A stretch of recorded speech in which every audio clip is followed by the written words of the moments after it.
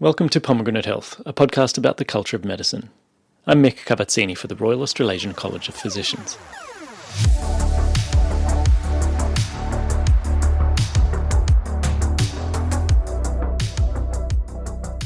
This is the second part in a trilogy about artificial intelligence in healthcare. In the last episode, we gave a very brief introduction to the different types of machine learning models and how they're trained and tested. While there are many processes within the health system that could be facilitated by AI, we focused on those that you might soon be referring to directly in your clinical practice, prognostic and diagnostic aids that will require your interpretation and your trust. The allure of such tools is that they can help overcome some of the natural limits of human cognition with regards to working memory and attention. We often use examples from medical imaging because visual pattern matching is an area in which AI has really excelled. Consider that a radiologist typically reviews 80 to 150 scans in a day, although in the most stretched settings that number can double. The repetitive nature of the task, that also requires careful focus, makes it cognitively taxing. But computers don't need coffee to stay alert, and can churn through images more quickly than any human. You've probably heard it said that radiologists are on their way to becoming obsolete, but it really doesn't work like that. AI models make mistakes too, and humans will be in the picture for a long time yet to supervise them. If you're in any doubt that this is a big data problem, consider that an average-sized radiology department pumps out around 50 gigabytes a day, and globally that adds to 10 million gigs in a year. It's estimated that the field of genomics produces 4 times as much data again, and will reach an order of magnitude higher by the next decade. No surprises then that according to some analysts, the rate of data growth is faster in health than in any other sector. Artificial intelligence is a useful tool to help us make the most of all this data, and maybe buy some time back for doctors to spend with the complex patients who really need it. But the way all this pans out will really depend on how seamlessly the machine learning devices fit in with the clinical workflow. Which aspect of clinical decision-making do they support, and how are the consequences of error mitigated? Because of all the ergonomic factors related to the use of AI decision support, only a small fraction of research projects make it all the way to clinical implementation. Professor Enrico Clair of Macquarie University has described the translation gap in a 2019 article for the Journal of Medical Internet Research titled "The Last Mile, Where Artificial Intelligence Meets Reality." I spoke to him online, along with another fellow of the college who is leading the digital transformation of the Queensland health system. Here's Associate Professor Clair Sullivan. Clair Sullivan. I'm an endocrinologist at Royal Brisbane and Women's Hospital, and I'm also the director of the Queensland Digital Health Centre at University of Queensland. Thank you, Claire. Enrico, tell us where you're coming from. So Enrico Clair, and I'm a professor of medical informatics at Macquarie Uni, where I also lead the Centre for Health Informatics, and I also, for my sins, lead the Australian Alliance for AI in Healthcare. Alliance, that sounds rather sinister, doesn't it? But our aim is to dismiss any sinister notions about AI. In the first episode, we already explained how you'd train and test a model, and I used the example of a neural network that was trained to distinguish malignant skin lesions from their benign cousins. And on a set of new images from each disease classification, the machine performed as well or better than 21 board-certified dermatologists. The ROC, the area under the ROC curve was 0.94. Now, Enrico, such results often get a lot of headlines and they're often hyped up by the developers. But for you, they're still very much in silico experiments, not real-world validation. Absolutely. So it's very common to build an AI model, test it on data that you've got, and say, look how good it is. When I compare myself to humans answering this, we're as good or better. But often those results mean nothing because they're not in the real world. So Claire comes from the clinical world, and she knows that days are busy and messy and workflows get disrupted. Decisions get made in all kinds of difficult circumstances. We know that Hospital A and Hospital B just do things slightly differently. We know that the images from 2 X-ray machines are going to be registered differently. So the reality is that you've got to test these models in real clinical practice to actually understand not whether they could in principle make a decision, but whether in the real world decisions get changed by humans in a way that's meaningful for patients. So that means doing what we've always done in healthcare, which is conduct trials to show in fairly realistic settings whether or not this thing adds or subtracts from the care we're delivering. So it doesn't mean that those studies that you talked about aren't useful. They're indicative, but it's like an efficacy, not an effectiveness study. That's a perfect intro, and then of course we're going to dissect those questions more. And just like any new device in the clinic, there are also ergonomic considerations to think about. Where and how does the AI fit into the clinical workflow? There's one random example I came across. There was a Japanese study where a model was being validated that would classify small polyps imaged during colonoscopy and suggest whether they need a resection or not. And the AI was super accurate and pretty easy to use because it didn't require the user to draw a region of interest, slow down their practice. But even though it only added a couple of minutes to the procedure, endoscopists didn't bother using the aid for about 28% of the polyps they were imaging. And the authors suggest that some proceduralists were put off by the extra requirement to snap good images to feed the AI. Claire, in your leadership roles and communication roles, how much resistance do you come across from those that don't want to change the way they practice? Oh, I think that's just normal human nature, isn't it? That's totally fine, and to be respected.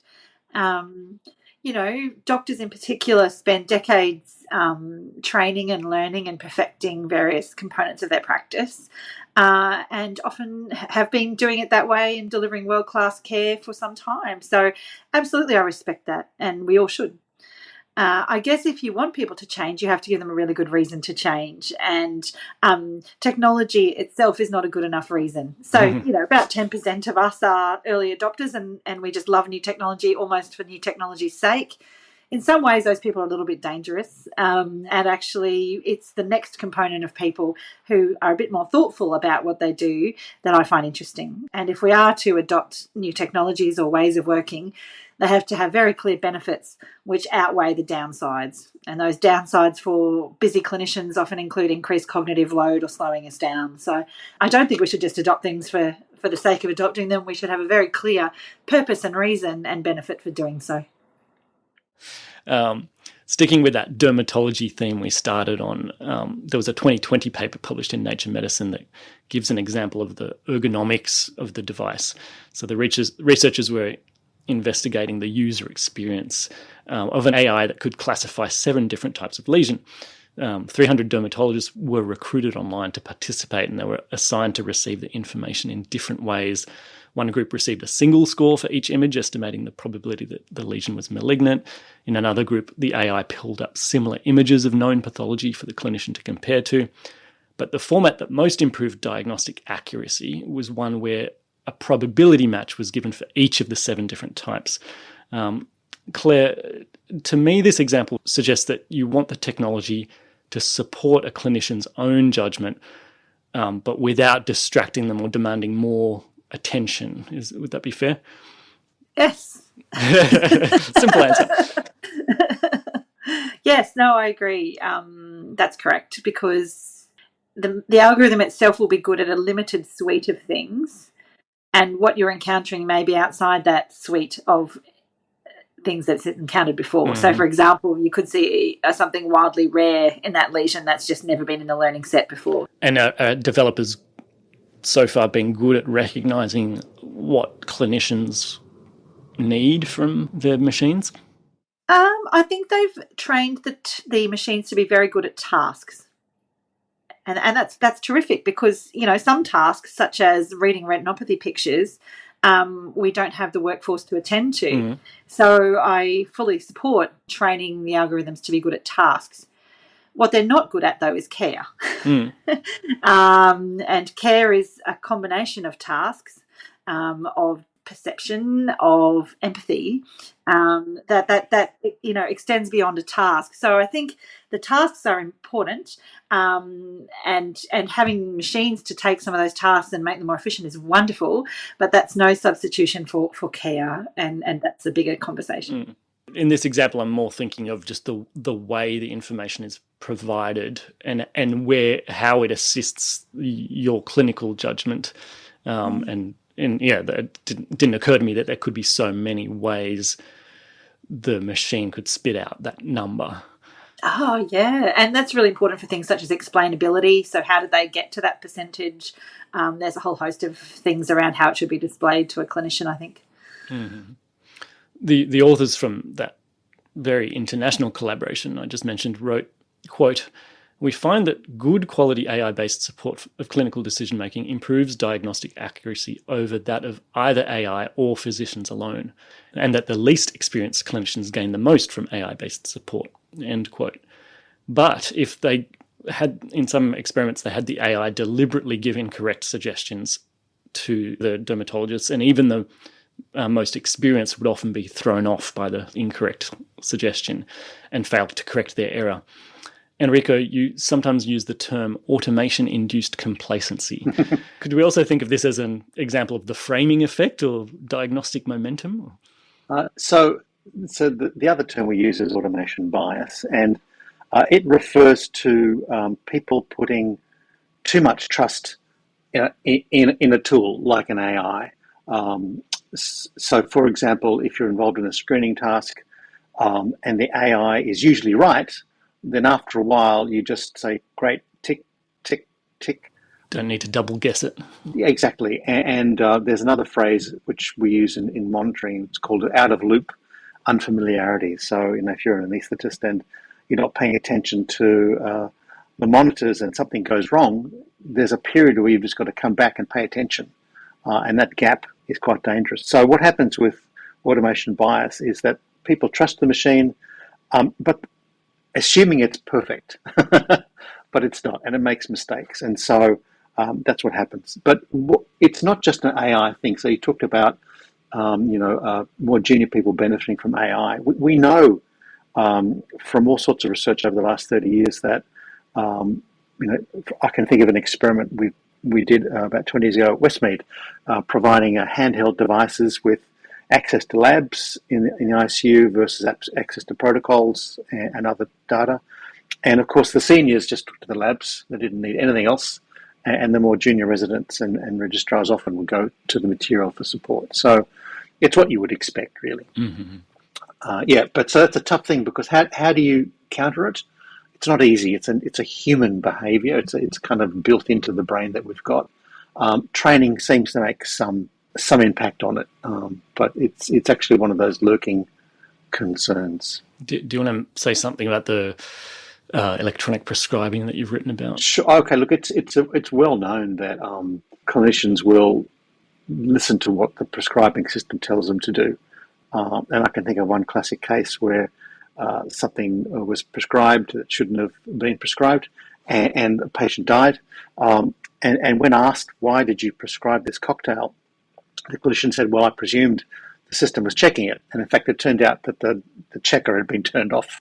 So that's a very good example of trusting that the machine is going to save you when you're out of your comfort zone. And that's devolving too much responsibility. Yeah. And so when people talk about replacing clinicians with AI, it's the wrong model. The model should be, this is a new member of your team, and you know that your team member's strengths and weaknesses, and you work together as a team.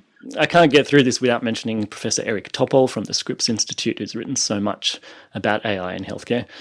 In a 2019 review, he noted that even an area under the curve of 0.99 is not indicative of clinical utility, as you mentioned, Enrico. He pointed to a deep learning model that had been touted by its developers as making radiologists obsolete because it was so good at detecting pneumonia in a chest CT. But that's the only thing the AI was doing, whereas a radiologist would be considering many more alternatives. Another machine that was trained to make 14 different diagnoses actually did very poorly at picking out pneumonia. Enrico, presumably these narrow AIs will be more feasible to implement. And will radiologists always have an advantage with more undifferentiated cases? It's a very interesting question you ask, actually. And kind of the dogma in AI for many years has been that knowledge trumps reasoning. So if I've seen it before, I'm going to be better at and that Sherlock Holmes can only do so much without knowledge. So in the early days of AI, there was a lot of focus on reasoning and being really clever. And really amazing work was done. But what we've really learned in the last 20 years is that knowledge is critical. So there's a lot of pattern detection. So if I've seen that before, I know what it is. Yep. Or if I don't know what it is, then I probably have a procedure on how to resolve that. When you get down to the ultra specialized things, you really have to have specialist knowledge. Now, that's not a barrier. It's very straightforward to get access to the right sorts of data sets and knowledge bases to create these. It's really about experience. And there's a human experience story and there's an AI experience story that they're achieved in different ways. So, I think I'll stick to knowledge trumps reasoning.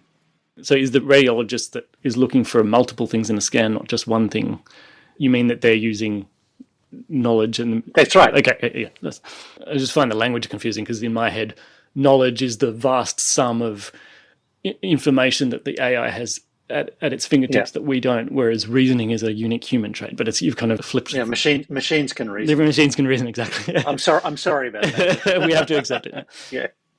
Marvin Minsky was a very famous American AI researcher, and he wrote a book called The Society of Mind a long, long time ago.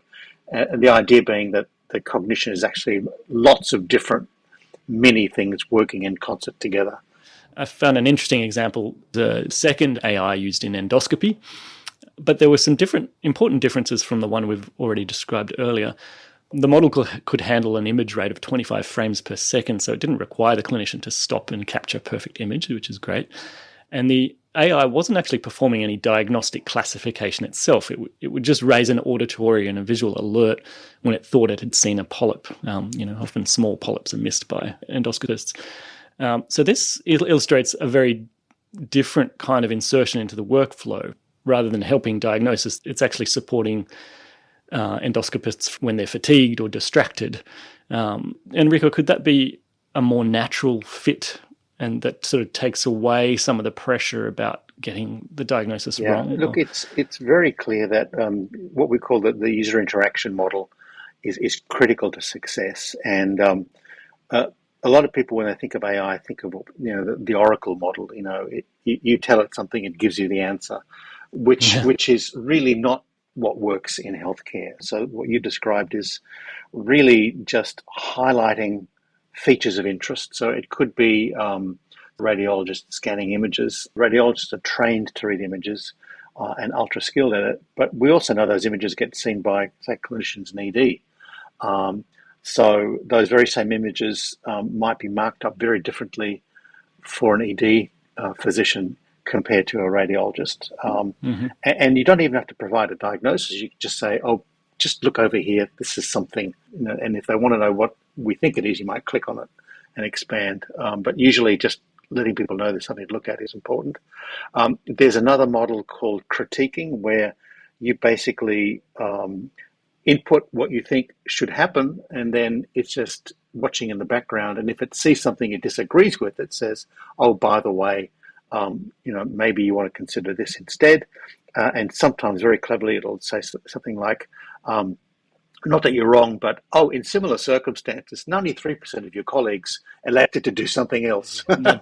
Nudges, that's what they call behavioral exactly. nudges. So designing an algorithm and testing its performance is nothing to do with designing the interaction model, which is really where the rubber hits the road. And the wrong interaction model will see people not use the system. People already are very familiar with over-alerting, which is one interaction model, telling people through pop-up boxes things are wrong. So people just end up ignoring them. They're so sick of low specificity, high volume alerts that they just don't read anything. The comparison between those two endoscopy models, what does it say about the relative advantages of humans and machines in whether it's pattern recognition or other cognitive demands? I mean, there was an example from in Eric Topol's book, Deep Medicine, where they did that classic gorilla amongst the basketballers tests on radiologists. They overlaid a gorilla on the scan, on some X-ray scans or something for cancer, and 83% of the radiologists missed the gorilla waving its fist. So what does it say about the cognitive skills, and where are we best to target the advantages of AI versus the advantages of humans? Claire, you probably have a few ideas. I think it's where we need help. So, I think image screening tasks are a great place to, for example, eliminate all the obviously normal ones. Just, these are all obviously normal, so don't worry. Check them a bit later if you want. Look, I'm just not sure about these ones. Please, you have a close look. And especially with workforce issues, like I don't know how many people now do mammography screening compared to the need for such screening. So my answer is wherever there's need, is we do it. And early on in the piece, there were a lot of people solving problems that were solvable, not important. And often what's important is very different. So I don't know, Claire. So I think there is some evidence around what sort of tasks are easier for AI, and those are tasks that are high volume, repetitive, with a limited suite of transactions. So anything that is and I want to say low value, but it's not low value because it's important to the consumers, but that has a very limited suite of transactions and only a few decision points is a great place for AI to help us, because you don't need a PhD in endocrinology to make those decisions. Yeah. So, that's what the AI is for, to take away some of that low-hanging fruit, so that actually the cognitive load of the physician can be freed up from those relatively routine tasks. And instead, we can focus our minds on what are we missing? So what else is going on here? That high-level synthesis. And also, what's important to this consumer? Mm-hmm. So, should we in fact be screening a 96-year-old who's in terrible pain from her terminal cancer?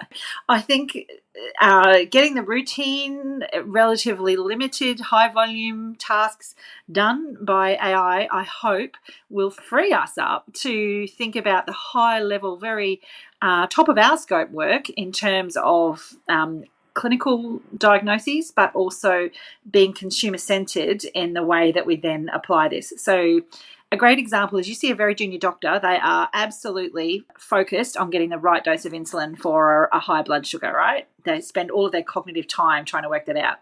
You see a very experienced physician, they'll do the insulin in 2 seconds and then spend the rest of the consultation talking to that person about their lives and how they are and what they want and how they're doing. So if freeing up that bandwidth to work at the top of our scope, I think would be tremendous. And that's what Topol says about radiologists, is far from becoming obsolete. It will allow them to come out of that dark room and speak to the consumer and explain what the results are. I'm not sure they all want to, though. There's a special breed. It's a very nice dark room.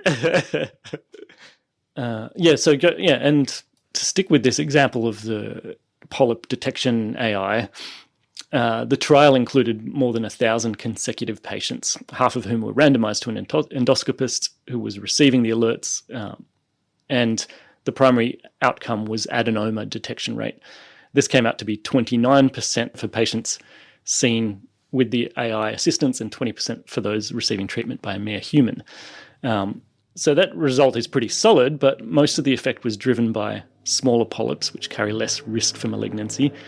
And there was also an increase in detection of polyps determined by the operator to be benign. So that raises the age-old question about screening and overdiagnosis that you've addressed in one of your papers, Enrico.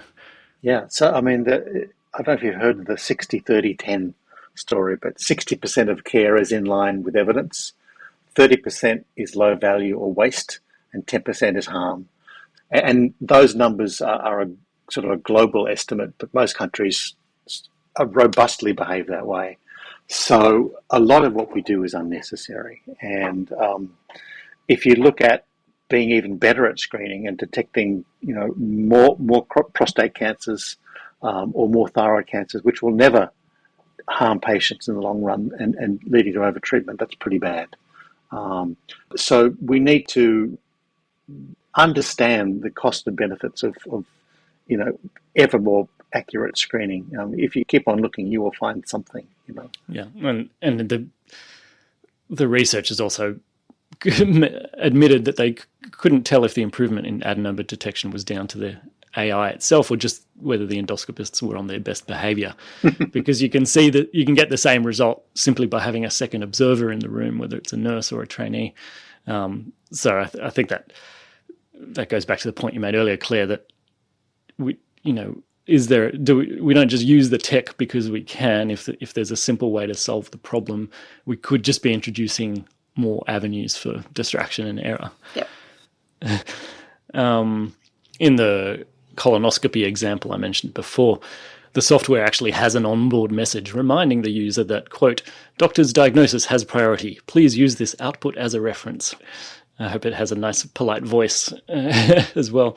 And Rico, you and Professor Ian Scott have published a checklist of considerations that a skeptical clinician should ask before trusting in the AI. One of these suggestions was to form a pre-recommendation view of what's going on before getting advice from the AI. And Claire, the same would be true for any test and scan, isn't it? You don't just order it because you're not sure what's going on. Yeah. Sometimes. Well, the whole evolve mantra that, you want to know what that extra information will do to your change your practice. Yeah. Is it a fair comparison, do you think?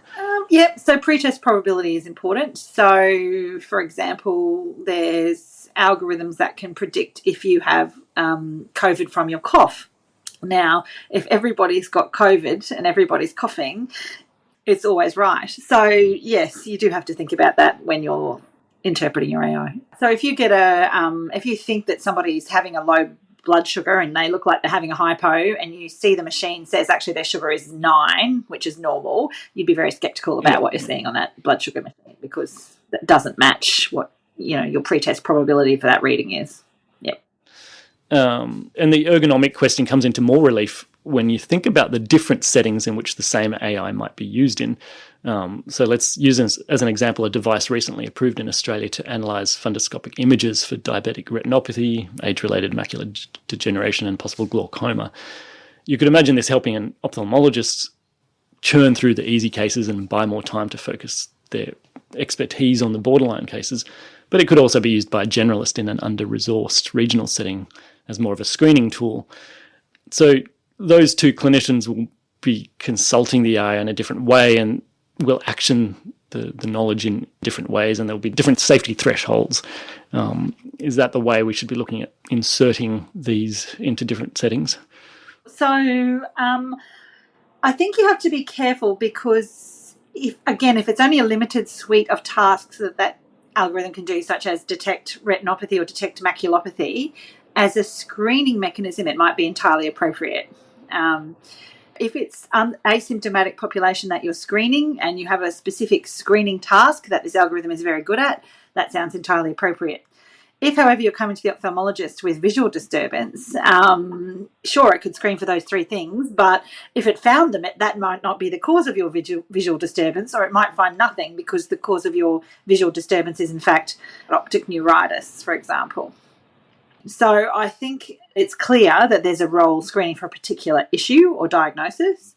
I think when you're coming with a problem and the algorithm's only been trained on a certain suite of transactions, in a specialist setting, there's more of an issue. But what I was getting to was the specialist should have the expertise to then peel those apart, whereas the generalist might not. So if they're using this tool, you want to have a referral pathway in place to pick up the false positives. There's an example that's related which involves consumers. So it's smartwatches, which a lot of people wear, and a lot of them use them to diagnose AF and arrhythmias. And we had a recently published series of cases where things went wrong. And in this particular case, an individual had the smartwatch, didn't feel good, had chest pain. It was reporting normal. Yeah. Of course, because it's designed only to look at arrhythmias. It was not designed to look for infarcts. So care was delayed because the message from the machine was everything's fine. And so that was not understanding the purpose and limits of the AI. So you talked about generalists, but consumers are accessing these tools and making clinical decisions. Mm-hmm. Let's change tack now. You've already mentioned the many other ways in which AI could streamline the workflow beyond clinical decision-making.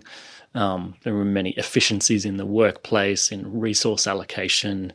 In the next episode, we'll talk about the use of the application of natural language processors like ChatGPT.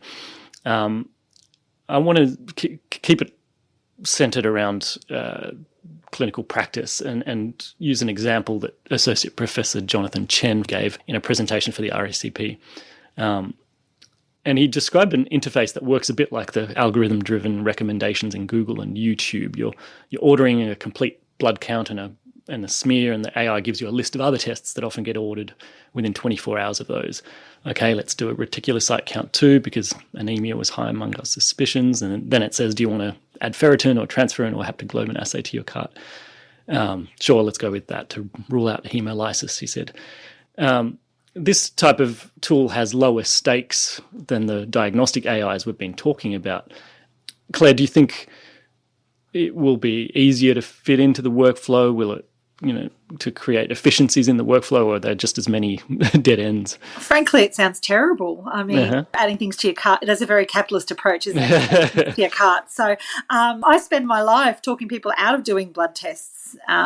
So just because people have done them doesn't always mean it's the right test. Mm-hmm. We live in an area of very, very scarce health resources, and those tests do cost a lot and also throw up, fare fees. So I'm not sure I would advocate for a system that suggested and encouraged additional pathology testing. And that's a very American model of more and more and more. I suspect their investigation model and the business model is very different to the Australian model. So I think that thoughtful use of nudge, if that's really what your question is really wonderful, right? Often, though, I suspect in our setting, it would be nudging people to reconsider investigations because, those statistics about how much care we deliver is useless or harmful. I can see a role for that type of AI nudging to reduce unnecessary care, to reduce unwanted variation in care, and to reduce harm. Well, rather than sort of more and more and more, I wonder if it's again a solution without a problem. Like the problem is perhaps the inexpertise of the clinician who's not quite sure where to go, and to say, "Oh, have you forgotten something?" That's not the right way to solve it. Yeah, being thoughtful and maybe prompting or directing people to guidelines or to review articles about the best way to go forward might be better than purchasing things in your cart. Yeah, I mean, a whole section of his talk and his research, in fact, was addressing overuse. There's evidence from US inpatients that as many as 60% of all lab tests could be unnecessary. Exactly. And his own research showed that from Stanford University, over a 4-year period, almost 800,000 test repeats were ordered within a 24-hour window, including tests that are physiologically unlikely to yield new information that quickly, e.g. white blood cell differential, glycated hemoglobin and serum albumin level, end quote. But again, let's go back to the AI. His team trained a model to advise whether a given order was likely to yield new information based on what the EMR contained at the time. Are you either of you aware of any AIs like this already in operation, and any evidence about how productive they are? In terms of tests? In terms of sort of those inline, so not so much the big high acuity kind of diagnostics, but just the workflow assistance. I'm not. Enrico might be. No, the thing that I would comment about this whole line is that it's associational learning. It's not causal learning. So we spoke earlier about how different populations will yield different rules. So, you do something at Cedar Sinai or Beth Israel, different sides of the US continent, you'll learn different things, and you wouldn't necessarily transport the rules from hospital A to hospital B. So biases in data, all that sort of stuff, start to become critical when you do this associational mining. I think it's been well reported that when you do associational learning in the US, you will build in the biases of care. So, people who are socioeconomically or racially disadvantaged get one kind of care, and people who are rich get another kind of care. And the associational learning system will learn that that's normal. Jonathan Chen acknowledged that these tools should, quote, inform physician decision-making but not dictate or replace it. Ultimately, medical testing decisions are always based on varying levels of diagnostic certainty, even if practitioners are only implicitly aware that they are empirically estimating this. For example, blood cultures are not performed for every febrile patient because a credible risk of bacteremia is qualitatively recognised only in certain situations. Yeah, exactly. But the AI could, rather than building it up from a priori rules, if it's learning from clinician practice, it's actually adapting to good changes in practice and guidelines and consensus statements. They take so long to develop, they might not keep up with the very latest. Well, the AI will reinforce the set it's learning from. And I think that's really important to understand. So the associational mining, just by presenting what everyone else is doing, will not help you implement new guidelines. In fact, it will reinforce the status quo. Then that when you want to change practice, it's very difficult. So I think I'd disagree with that, actually. And because you're also learning bad practice. Exactly. You're learning bad practice. So new guidelines, sure, you could pop up and say this is not consistent with the current guidelines, maybe have a little read. Yeah. And on the point about how long it takes to produce guidelines, there's a concerted global effort to turn papers and guidelines into computable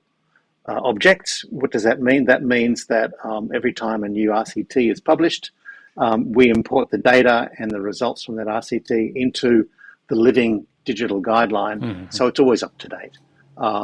That was science fiction 15 years ago. That's an active area of work now, and I can imagine within a decade that it will not be uncommon to consult a living digital guideline. You might have already delivered your verdict, but researchers in Israel developed an AI a bit like the one I've described, but instead it was learning about prescribing patterns from the complete electronic record. So, for example, the AI would figure out pretty quickly that statins were prescribed only in adults and those with LDL above a certain level, but never in people with liver disease. So then if you were going to write a script for a patient outside these statistical norms, it would be flagged as a potential medication error. Again, this tool hasn't been programmed with a bunch of a priori rules about what's indicated and contraindicated. It just follows the behaviour of clinicians. Enrico, everything you've said about the advantages and risks of this agnostic approach stands. Yeah, absolutely. Look, it's not that they're necessarily wrong, but it's really association and causation are just different things. So it's interesting, but not necessarily actionable. Before we go, the questions that were most asked by my review group was, where are they most likely to first encounter AI in their day-to-day practice? Are they, these kind of tools? Is it the diagnostic aids for, should trainees be taking this into consideration when they're thinking about their future careers as radiologists or pathologists? I think people are using it right now. Every time you get a pathology result, the little asterisks, where do they come from? So it might not be deep learning, it might not be ChatGPT, but it's computers making decisions using some kind of knowledge base. So it's already here. ECG smart interpretation's been here for ages. It's billable in some countries, but it will become more and more pervasive. So therapy planning, precision therapy recommendation, care coordination scheduling. The telephone you call at the hospital when you want to talk to somebody, quite likely in 5 to 10 years we'll have a bunch of ChatGPT-like people doing it for you. So work does change, but making that natural and seamless is the challenge.